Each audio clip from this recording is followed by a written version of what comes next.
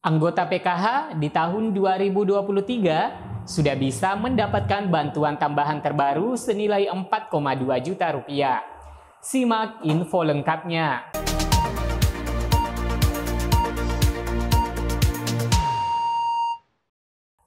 Assalamualaikum warahmatullahi wabarakatuh. Apa kabar teman-teman? Semoga bulan Januari ini teman-teman pada diberikan kesehatan dan kesejahteraan sepanjang tahun. Amin ya rabbal alamin. Pemerintah di tahun 2023 melanjutkan bansos, di mana bansos ini meskipun di tahun sebelumnya diadakan karena untuk mengantisipasi menurunnya daya beli masyarakat karena adanya pandemi dan pemberlakuan PPKM. Nah, kendati PPKM dicabut secara resmi oleh Presiden, namun Presiden menjelaskan tetap melanjutkan program bansos yang ada pada saat PPKM di tahun 2022. Nah, teman-teman, melalui Menteri Keuangan Sri Mulyani siap menggelontorkan dana senilai 470 triliun untuk anggaran bantuan sosial atau bansos pada tahun 2023. Anggaran ini akan menjadi jaring pengaman sosial guna melindungi masyarakat rentan. Menteri Keuangan pun menjelaskan bahwasanya anggaran pendapatan dan belanja negara APBN menjadi shock absorber Indonesia menghadapi gejolak ekonomi dan ketidakpastian global. Nah, teman-teman, ada kabar baik bagi anggota PKH bahwa penerima manfaat dari program ini tidak hanya bantuan tunai yang nominal atau besaran bantuannya didasarkan kategori keluarga di dalamnya. Namun, pemerintah juga menyiapkan berupa bantuan-bantuan tambahan sebagai pelengkap bagi anggota PKH. Nah, ini luar biasa ya teman-teman. Nah, ini dikarenakan karena bantuan PKH adalah mencakup basis keluarga. Oleh karena itu, anggaran PKH selalu menjadi prioritas dan merupakan pengguna anggaran terbesar dalam penerimaan bansos. Selain bantuan PKH-nya sendiri, pemerintah juga menyiapkan tambahan-tambahan bantuan bagi KPM. Nah, teman-teman, bantuan tambahan bagi anggota PKH akan kita bahas di sini dan apa saja jenisnya. Dan ada yang terbaru, bantuan tambahan bisa mencapai 4,2 juta rupiah yang ditetapkan pada tahun 2023 ini. Nah, teman-teman, bagaimana berita lengkapnya? Simak terus informasinya hingga tuntas agar tidak gagal paham dan salah persepsi. Namun teman-teman yang baru berkunjung langsung di-subscribe dulu dan aktifkan lonceng notifikasinya agar tidak ketinggalan berita aktual dan mendidik dari channel PKH Reportase. Baik teman-teman, perlu diketahui bahwa PKH adalah program bantuan sosial untuk keluarga miskin. Program ini dilaksanakan oleh Kementerian Sosial untuk membantu mengatasi kemiskinan. Tujuan utama PKH adalah untuk meningkatkan kualitas sumber daya manusia, terutama bidang pendidikan dan kesehatan pada kelompok keluarga miskin. Nah, dengan PKH, keluarga miskin dengan kriteria yang telah ditentukan akan mendapatkan bantuan dana pada periode tertentu. PKH adalah bantuan yang membantu keluarga miskin untuk memiliki akses dan memanfaatkan layanan sosial dasar kesehatan, pendidikan, pangan dan gizi, perawatan, dan pendampingan. Komplementaritas KPM PKH yang merupakan bantuan tambahan atau pelengkap bagi anggota PKH antara lain meliputi 1. Bantuan pangan non-tunai atau BPNT. Nah, bantuan pangan non-tunai atau BPNT ini adalah program bantuan sosial untuk keluarga miskin yang berupa bahan pangan yang meliputi karbohidrat, protein nabati, protein hewani, dan vitamin mineral. Presiden Republik Indonesia memberikan arahan agar bantuan sosial ini disalurkan secara non-tunai.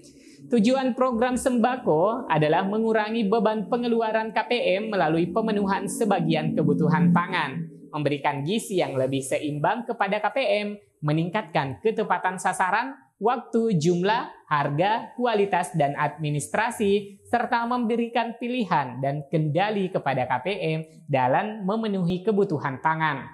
Bagi KPM, PKH, dan juga KPM Sembako menerima program ini dengan nominal bantuan Rp200.000 per bulannya atau setara dengan Rp2.400.000 dalam setahunnya.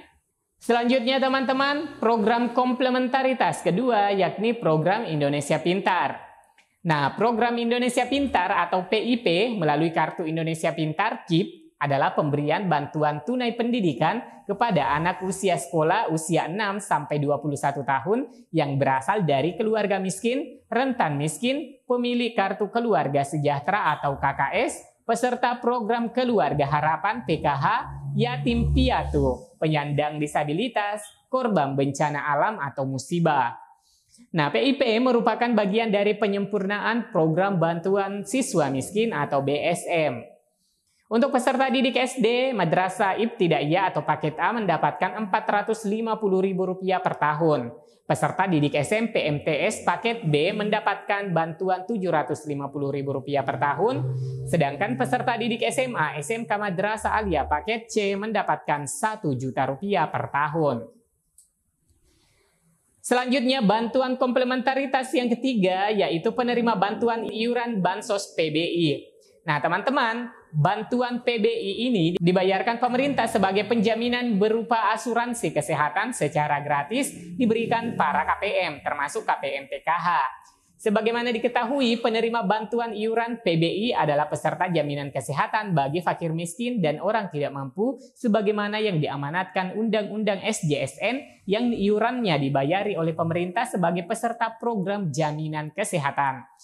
Nah, peserta PBI adalah fakir miskin yang ditetapkan oleh pemerintah dan diatur melalui peraturan pemerintah.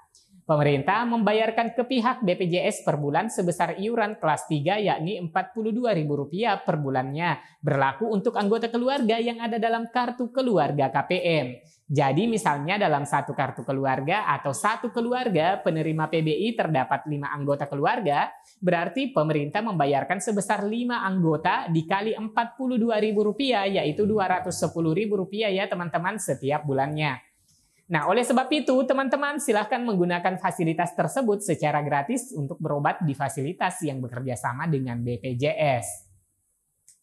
Nah, selanjutnya, sebagaimana topik di awal bahwa KPM PKH juga bisa mendapatkan bantuan tambahan sebesar Rp4,2 juta dari program yang dikelola oleh Kementerian Ketenagakerjaan berupa Kartu Prakerja. Nah, jika dulunya bagi KPM PKH dan keluarganya tidak bisa mengikuti program ini, maka di tahun 2023 ini KPM PKH dan anggota keluarga dalam kartu keluarga juga bisa mendapatkannya. Kebijakan ini disesuaikan dengan adanya perubahan baru mengenai skema kartu prakerja gelombang 48 yang sebentar lagi akan dibuka ya teman-teman dalam waktu dekat ini. Nah teman-teman, skema baru atau skema normal yang diterapkan pada kartu prakerja gelombang 48 sangatlah berpengaruh pada besaran dana yang akan diterima oleh para peserta. Selain berpengaruh pada kenaikan dana insentif, skema baru yang akan diterapkan pada kartu prakerja gelombang 48 juga akan memberikan peluang bagi para penerima PKH dan juga penerima BSU yang dulunya tidak bisa ikut prakerja. Bagi KPM BSU juga sudah dapat mengikuti program kartu prakerja seperti KPM PKH. Nah teman-teman perlu dicatat ya, Menteri Koordinator atau Menko Bidang Perekonomian Airlangga Hartarto menegaskan skema baru yang akan diterapkan pada kartu prakerja gelombang 48 bersifat normal dan bukan semi bansos. Artinya, jika tidak lagi bersifat semi bansos, maka penerima bantuan seperti subsidi upah dan PKH boleh menjadi peserta kartu prakerja. Karena ini untuk retraining dan reskilling bukan bansos lagi. Ini tentunya berdasarkan peraturan yang telah ditetapkan pemerintah dalam Peraturan Presiden atau Perpres nomor 113 tahun 2022 tentang perubahan kedua atas Peraturan Presiden nomor 36 2020 tentang pengembangan kompetensi kerja melalui program Kartu Prakerja. Besaran dana yang akan diterima nantinya oleh setiap individu yakni 4,2 juta dengan rincian biaya pelatihan 3,5 juta rupiah, insentif pasca pelatihan sebesar Rp600.000 dan insentif survei sebesar Rp100.000 untuk 2 kali pengisian. Melalui skema normal dan bukan semi bansos lagi tentunya akan menjadi peluang besar bagi para penerima BSU dan PKH untuk bisa daftar pada pembukaan kartu prakerja gelombang 48 pada bulan Januari. Baik teman-teman, jadi bantuan tambahan yang nilai nominalnya yang bisa didapatkan oleh KPM PKH dan keluarganya sebesar Rp4,2 juta adalah program kartu prakerja. Karena saat ini kartu prakerja sifatnya bukan lagi semi bansos dan berubah menjadi program peningkatan keahlian dan pelatihan. Jadi silahkan dimanfaatkan ya teman-teman, karena sesuai tujuan PKH juga peningkatan kapasitas SDM unggul bagi Indonesia yang maju. Jika berita ini bermanfaat, like dan share ke media sosial dan grup-grup teman-teman punya. Subscribe dan aktifkan lonceng notifikasinya bagi yang belum berlangganan. Sampai jumpa di video